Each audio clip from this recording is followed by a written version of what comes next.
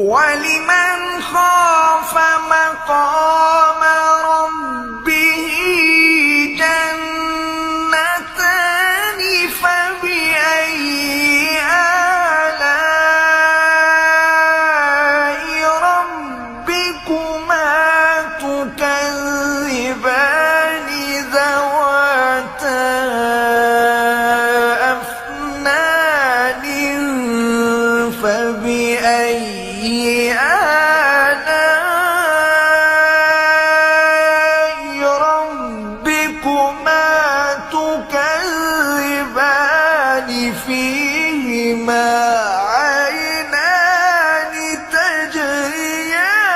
تجريان فبأي آلاء